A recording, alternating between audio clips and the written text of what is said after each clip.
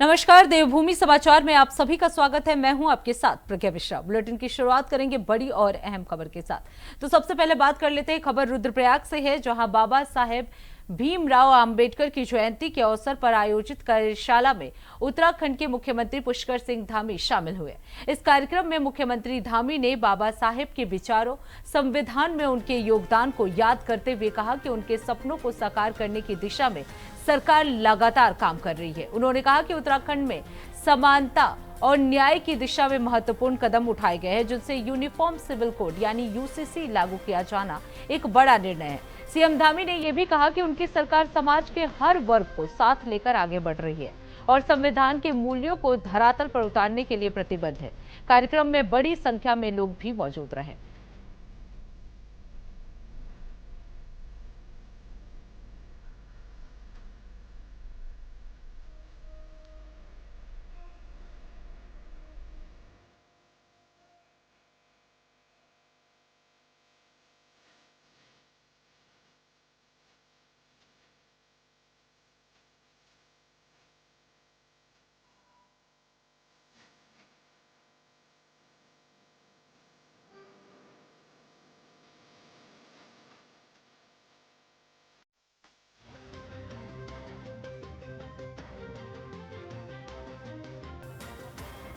कार्यशाला का ये आयोजन हुआ।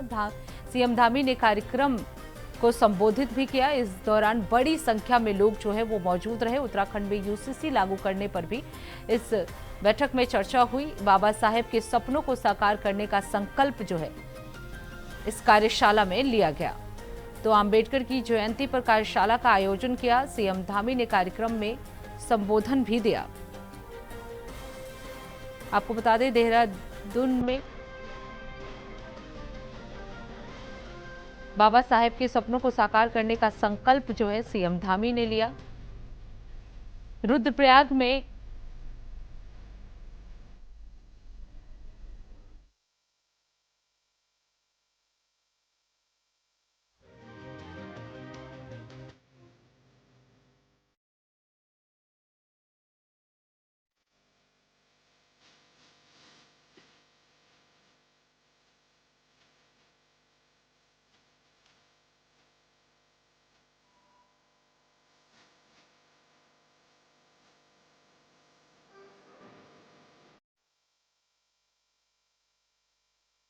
कर लेते हैं अगली खबर की। देहरादून में नारी सशक्तिकरण को लेकर एक महत्वपूर्ण पहल सामने आई है।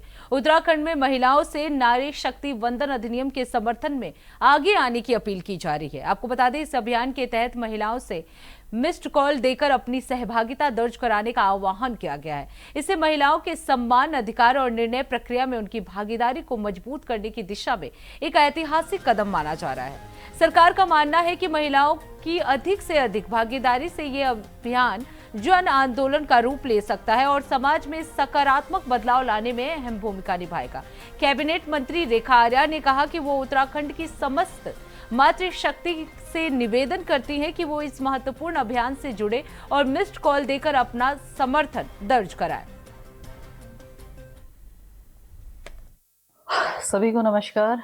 आज आप सब लोगों को ये बताते हुए बेहद खुशी हो रही है कि 16 से लेके 18 तारीख तक नारी शक्ति अधिनियम, जो कि महिलाओं को समाज में उनके सम्मान, महिलाओं के राजनीतिक सशक्तिकरण, महिलाओं के सामाजिक सशक्तिकरण के दृष्टिगत महिलाओं को एक कानूनी रूप से जो है उनको एक अधिकार देने वाला अधिनियम पे एक विशेष सत्र जो है वो आहूत किया जा रहा है 16 से लेकर 18 तक।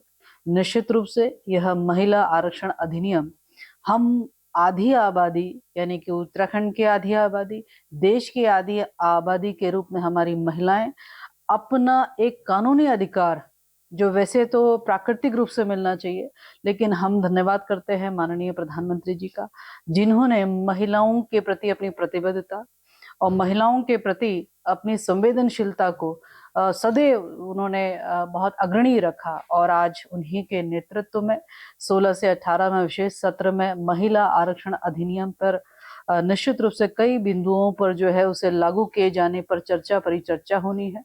मैं समझती हूँ कि इस अधिनियम के समर्थन में हम सब लोगों ने, आधी आबादी ने उत्तराखंड की इस देवभूमि की मातृशक्ति और हमारे देश की आधी आबादी ने अपना समर्थन जरूर दिखाना चाहिए, जरूर जताना चाहिए। और ये संकल्प जो माननीय प्रधानमंत्री जी ने लिया है उसे परिणाम तक यानी कि 2029 से यह अधिनियम लागू हो जाए, उस पक्ष में जो है हमने माननीय प्रधानमंत्री जी को सहयोग करना है।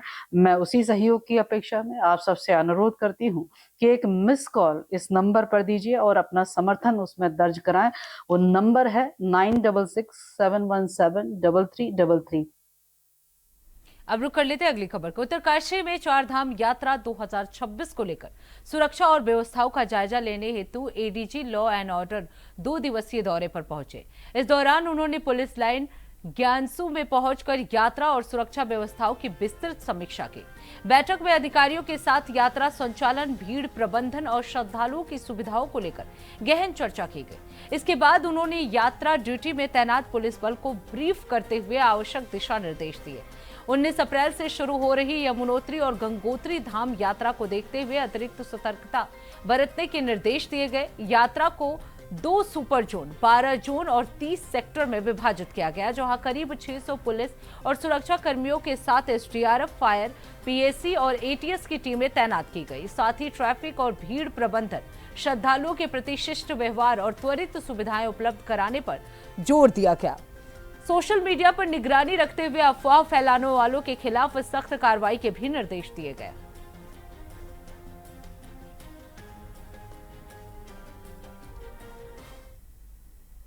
अब रुक कर लेते हैं अगली खबर की। उत्तराखंड की प्रसिद्ध चारधाम यात्रा 2026 की शुरुआत 19 अप्रैल अक्षय तृतीया के पावन अवसर पर होने जा रही है। यात्रा की तैयारियों को लेकर जिला अधिकारी सम्मीन बंसल ने ट्रांजिट कैंप ऋषिकेश में संबंधित विभागों के अधिकारियों के साथ समीक्षा बैठक की।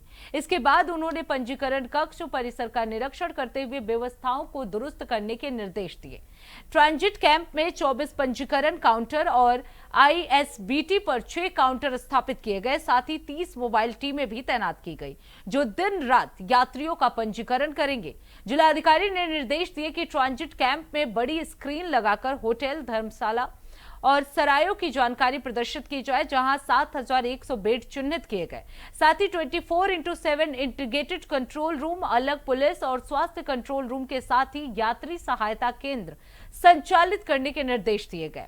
आपको बता दें, जल संस्थान को यात्रा मार्ग पर पेयजल की पर्याप्त व्यवस्था सुनिश्चित करने को भी कहा गया। वहीं ऋषिकेश और हरबर्टपुर में 6 मेडिकल टीमें तैनात की गई, जिसमें यात्रियों को किसी भी आपात स्थिति में तुरंत स्वास्थ्य सुविधाएं मिल सके।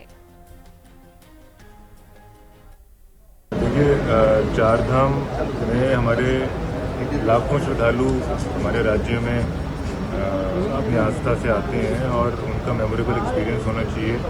जो हमारी बेसिक सुविधाएं हैं, right from sanitation, fooding, registration, stay arrangements, queuing और जो उनका गंतव्य स्थान तक जर्नी है, ये हमारा दायित्व है कि उसको हम कितना सुगम बना सकते हैं। तो उसी के लिए माननीय मुख्यमंत्री जी के इसमें सतत निर्देश हैं कि मैन्यूट मॉनिटरिंग शासन लेवल पर करनी है, उनकी लॉ एंड ऑर्डर और सिक्योरिटी इंश्योर करनी है। अब रुक कर लेते हैं अगली खबर की। जसपुर क्षेत्र से वीरांगना रानी लक्ष्मीबाई की मूर्ति स्थापना को लेकर विवाद गहराता जा रहा है। विधायक आदेश चौहान का कहना है कि लंबे समय से महिलाओं और ब्राह्मण समाज की मांग रही कि यहां वीरांगना की मूर्ति स्थापित की जाए। उनके अनुसार संबंधित भूमि से अतिक्रमण हटाया जा चुका है और जिला अधिकारी को प्रस्ताव भेजकर स्थान चिन्हित करने की प्रक्रिया भी पूरी हो चुकी है। विधायक ने कुछ लोगों पर पार्किंग के लिए जगह बनाए रखने के उद्देश्य से मूर्ति स्थापना का विरोध करने का आरोप लगाया। वहीं पूर्व विधायक शैलेंद्र मोहन सिंघल ने आरोप लगाया कि बिना प्रशासनिक अनुमति के जबरन निर्माण कार्य शुरू कराया गया है, जिसका स्थानीय लोगों ने विरोध किया। उनका कहना है कि क्षेत्र के कुछ लोग महाराजा अग्रसेन की मूर्ति लगाने की मांग कर रहे हैं और इस संबंध में जिलाधिकारी को आवेदन भी दिया गया है। विवाद बढ़ने पर प्रशासन मौके पर पहुंचा और निर्माण कार्य पर रोक लगा दी है। अब अंतिम निर्णय प्रशासन द्वारा सभी पक्षों से बातचीत के बाद ही लिया जाएगा। महिलाओं की मांग थी कि वीरांगना लक्ष्मीबाई की मूर्ति लगे।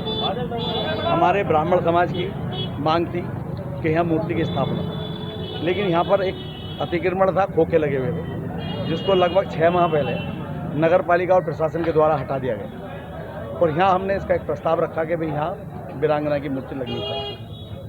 जिलाधिकारी को लेटर दिया गया कि एग्जाम और डीए जो ईओ इसको चिन्हित करके इसको चिन्हित कर। 1-1.25 महीने पहले जो ईओ साहब ने अभी बताया कि वो लेटर भी आ गया, तब भी मेरी एसडीएम से बात हुई, ईओ से बात हुई कि भाई इसको आप चिन्हित करिए, वीरांगना की मूर्ति लगनी चाहिए। और देखिए कि कल ही उत्तराखंड में माननीय प्रधानमंत्री नरेंद्र मोदी जी कहकर जाते हैं कि आधी आबादी महिलाओं का सम्मान होना चाहिए, और हमारे कुछ लोग अपनी गाड़ी पार्किंग के लिए जगह हो और उस वीरांगना की मूर्ति न लगे, इसके लिए विरोध कर। ये देखिए उसी पार्टी के लोग, और जो प्रधानमंत्री हमारे देहरादून में कह के जाते हैं कि आधी आबादी का सम्मान हो। अब रुक कर लेते अगली खबर की। उधम सिंह नगर में ऑपरेशन प्रहार के तहत पुलिस द्वारा अवैध नशे और असलहों के खिलाफ लगातार अभियान चलाया जा रहा है। वरिष्ठ पुलिस अधीक्षक अजय गणपति के निर्देशन में कोतवाली बाजपुर पुलिस टीम ने क्षेत्र में सघन चेकिंग अभियान चलाया है। इसी दौरान लेवड़ा नदी तिहारे के पास पुलिस ने 2 संदिग्ध व्यक्तियों को पकड़कर उनकी तलाशी ली, जिसमें उनके कब्जे से लगभग 3 किलोग्राम गांजा, 3 अवैध तमंचे और 2 जिंदा कारतूस बरामद किए गए। बरामदगी के आधार पर पुलिस ने दोनों आरोपियों को मौके पर ही गिरफ्तार कर लिया। इस मामले में कोतवाली बाजपुर में एफआईआर दर्ज कर ली गई है और आगे की जांच भी जारी है। पुलिस अधिकारियों का कहना है कि जनपद में अवैध गतिविधियों के खिलाफ अभियान आगे भी इसी तरह सख्ती से जारी रहेगा।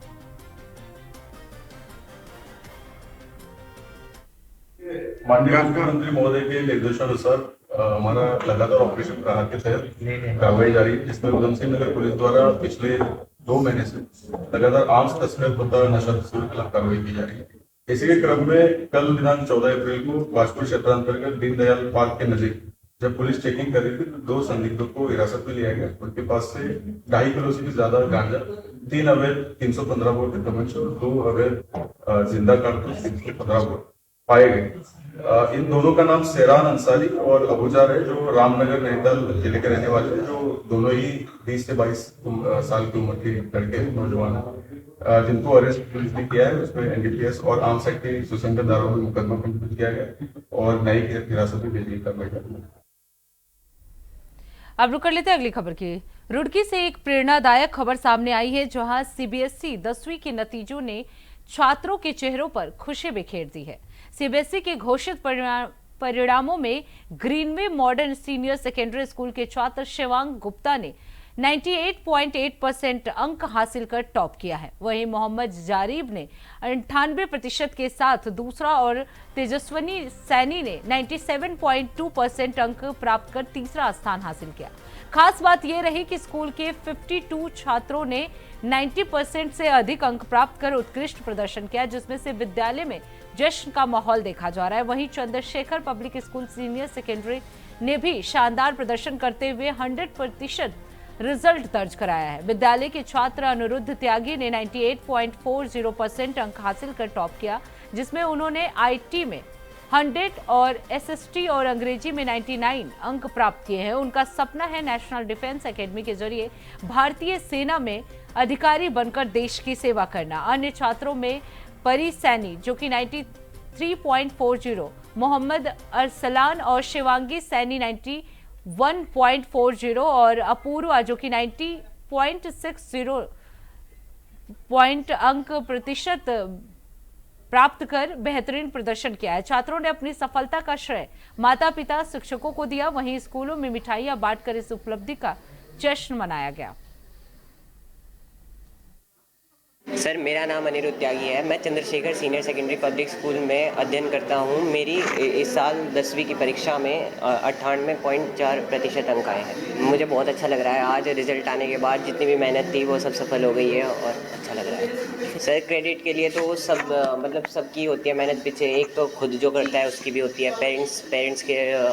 पेरेंट्स भी करते हैं हमारा सपोर्ट बहुत, और जो टीचर्स होते हैं वो भी सपोर्ट करते हैं, डाउट्स क्लियर करते हैं, और जो भगवान होते हैं वो भी साथ देते हैं। मेरा नाम शिवांश गुप्ता है, मैं Greenway modern senior secondary school में पढ़ता हूँ और मेरी 10th बोर्ड CBSE में 98.8% आई है। अब मुझे काफ़ी अच्छा लग रहा है, पहली बार है मैंने किसी क्लास में टॉप किया, इसलिए मुझे काफ़ी अच्छा लग रहा है। इसका क्रेडिट अपने पेरेंट्स और अपने स्कूल के सारे टीचर्स को देना चाहूँगा, जिन्होंने मुझे हर टाइम पे सपोर्ट किया और मैं मोटिवेट करते रहे पढ़ने के लिए। मेरी फ्यूचर की प्लानिंग है, मैं नीट की तैयारी करूँगा और डॉक्टर बनना चाहता हूँ मैं। तो फिलहाल रुकते हैं एक छोटे से ब्रेक के लिए, ब्रेक के बाद जल्द लौटेंगे। देखते रहिए इंडिया वॉइस। ब्रेक के बाद एक बार फिर आप सभी का स्वागत करते हैं। अब सीधे आपको ले चलते हैं पश्चिम बंगाल, जहां CM योगी आदित्यनाथ अपना संबोधन दे रहे हैं।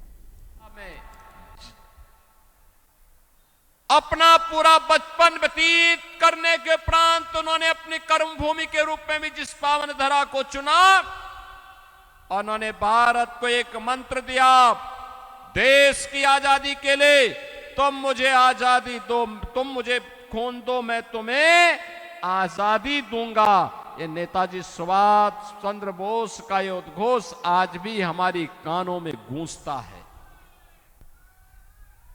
बहनों और भाइयों, ये वही पावन धरा है जिसने भारत को गुरुदेव रविंद्रनाथ ठाकुर के माध्यम से राष्ट्रगान दिया था।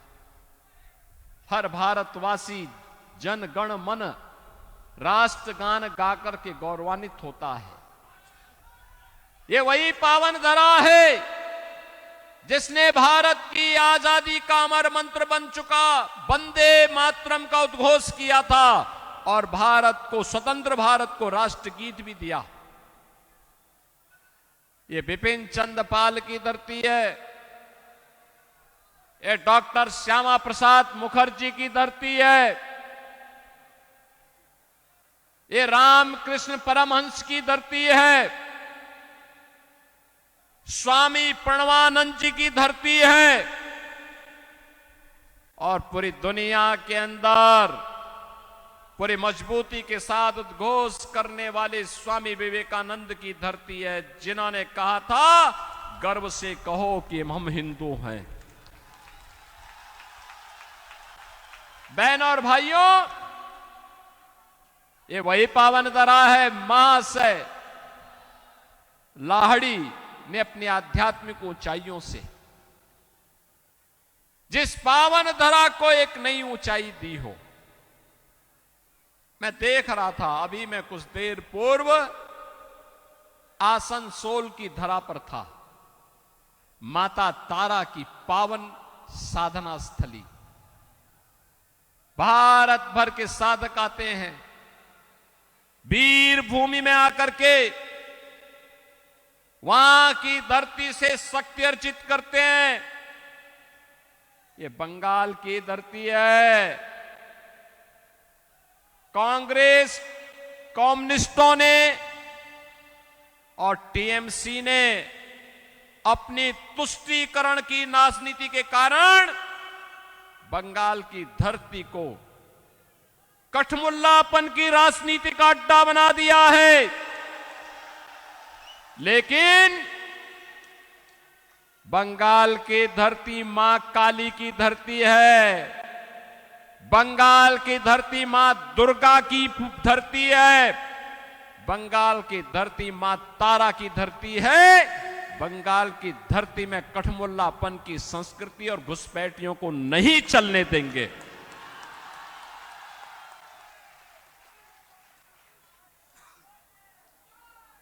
बंगाल को फिर से उसका गौरव दिलाने का काम, बंगाल को उसकी पहचान दिलाने का काम केवल और केवल डबल इंजन की सरकार कर सकती है, और अब बीजेपी की डबल इंजन की सरकार। बहनों और भाइयों, याद करिए,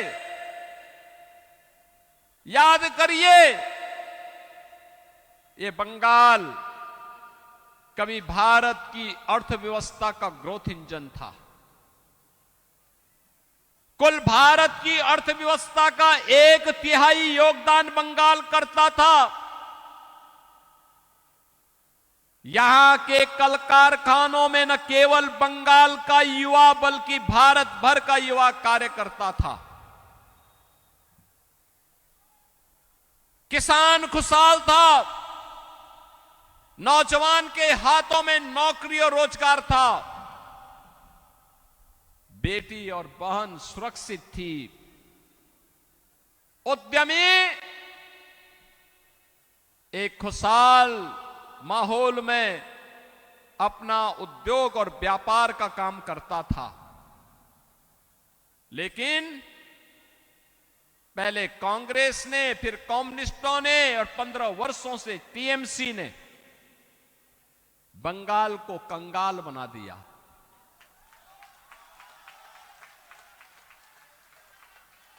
बंगाल की इकोनॉमिक लीडरशिप को,